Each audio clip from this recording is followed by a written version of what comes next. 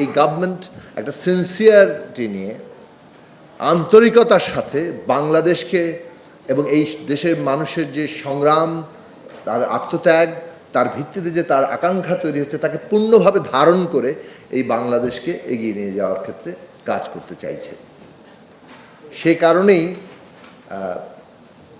তথ্যের সঠিকতা, উপাত্তের নির্ভরতা এটা অত্যন্ত জরুরি এবং সেটা পাবলিক হওয়া দরকার। যার ফলে আমরা যেটা এই বর্তমান সরকারের সে সিদ্ধান্ত নিয়েছি যে যথাসম্ভব আমাদের এই উপাত্তগুলোকে অন্যদের জন্য অ্যাক্সেসিবল করা দরকার। কারণ হচ্ছে যে এর মধ্যে দিয়ে যে নানা বিচার বিশ্লেষণ বিভিন্ন প্রাতিষ্ঠানিকভাবে বিশ্ববিদ্যালয়গুলোতে হবে, গবেষকরা করবেন, শিক্ষার্থীরা করবেন, এটা আসলে শেষ পর্যন্ত সরকারকেই নানা দিক থেকে সহায়তা করবে।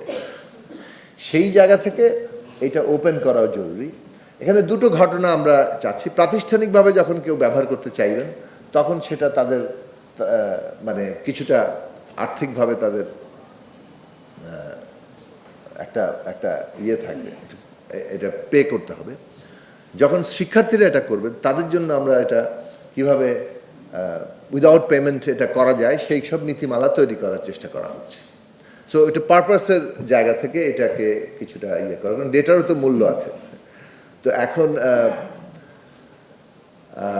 যে জায়গাটাতে আমরা যাচ্ছি যে মানে যথাসম্ভব উন্মুক্ত করার অর্থ হচ্ছে যে সমস্ত বিষয়গুলো উন্মুক্ত করলে অন্যের নিরাপত্তা, অন্যের কোনো গোপনীয়তার অধিকার, অন্যের জন্য সমস্যার সৃষ্টি হতে পারে, সেই সব বিষয়গুলোকে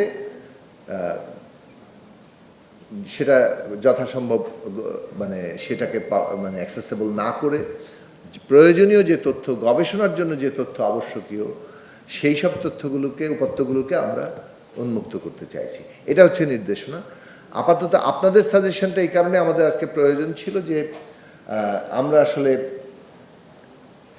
আমাদের কোনো আর কি করণীয় সাজেশনগুলো নেওয়া, এটার মধ্যে দিয়ে এই নীতিমালা চূড়ান্ত হবে, এটা ব্যবহার নীতিমালাও চূড়ান্ত হবে এবং আমরা আশা করি এটাকে খুব দ্রুতই ব্যবহার উপযোগী করে তুলতে পারব।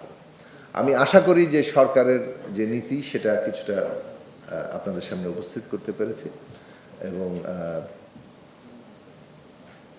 আপনারা এইটা যদি যত বেশি ব্যবহার করবেন তত বাংলাদেশের ভবিষ্যৎ গবেষণাগুলোতে আমরা ফলাফল, ইতিবাচক ফলাফলটাও দেখতে পাবো। তো সেই জায়গা থেকে ব্যবহার যাতে আরও অ্যাক্সেসেবল করা যায়। আমরা 8 জন একই সময়ে এটা ব্যবহার করতে পারবেন। এটার আসলে অনলাইন কোনো ব্যবহার সম্ভব হবে না, কারণ অনলাইন ব্যবহার করতে গেলেই ওই যে সমস্ত গোপনীয়তার জায়গাগুলো রক্ষা করা দরকার সেটা আমরা এখনই করতে পারবো না।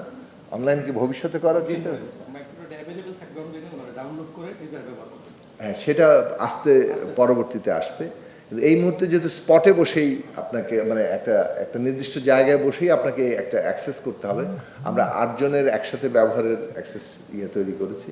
যারা ব্যবহার করবেন তারা অ্যাপ্লাই করবেন এবং সেই অনুযায়ী তারা শিডিউল পাবেন।